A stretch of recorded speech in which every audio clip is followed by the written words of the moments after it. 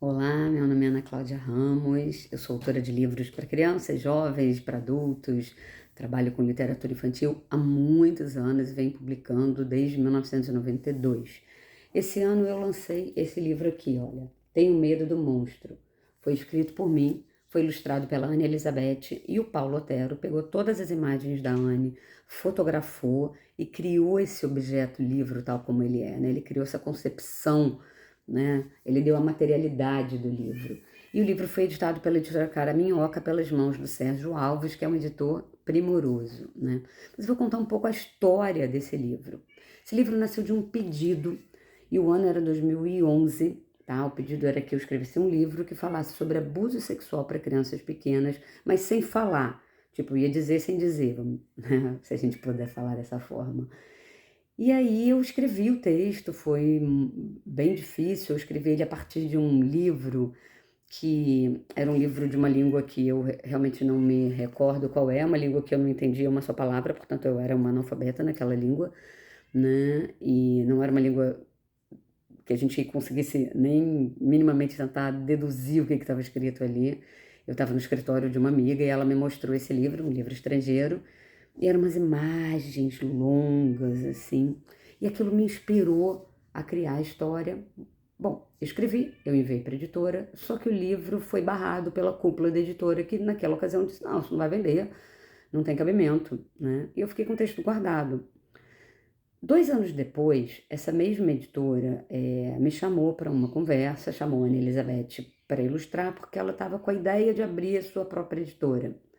E aí nós sentamos juntas, nós três, e fizemos a primeira grande edição nesse texto. O primeiro texto, né, o monstro, era o avô. As crianças tinham nome e a mãe era uma enfermeira.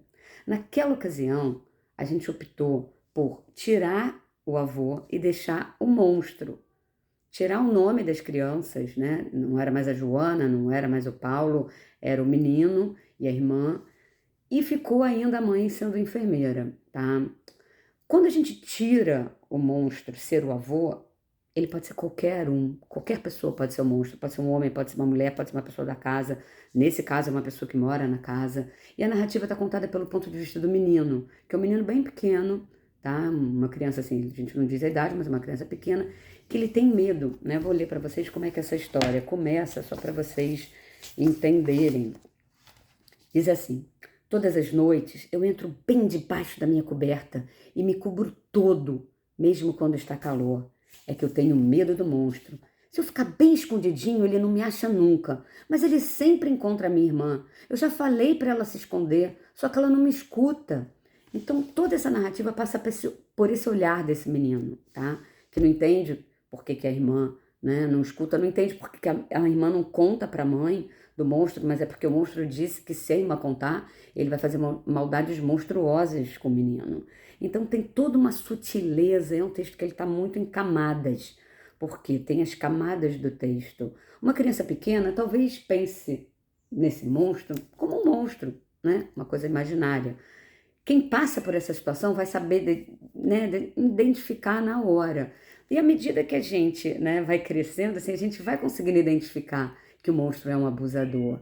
Então são as pequenas sutilezas.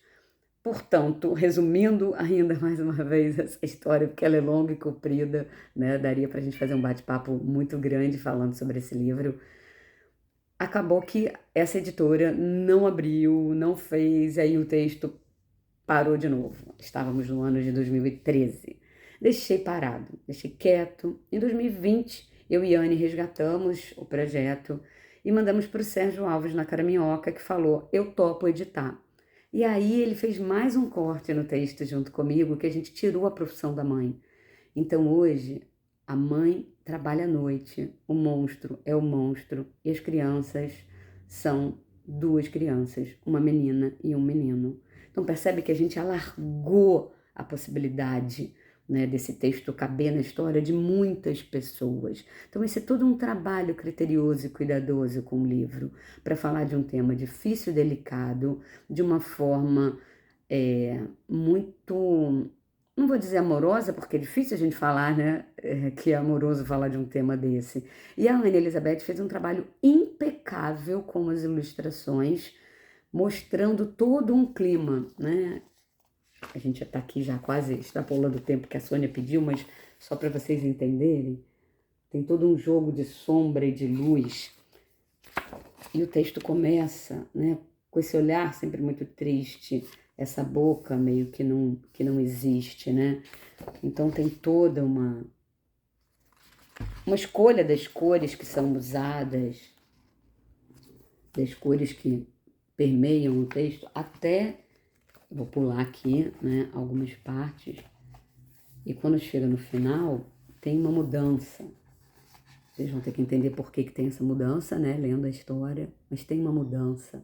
Tem uma mudança nas cores, tem uma mudança, né, na atmosfera do livro como um todo, ofertando para a criança uma esperança, né? Então, leiam essa história, pensem sobre essa história, e essa é um pouquinho, né, de como que esse livro foi feito, como esse livro foi construído.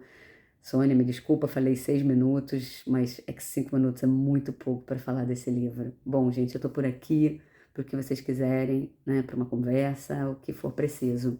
Um beijo.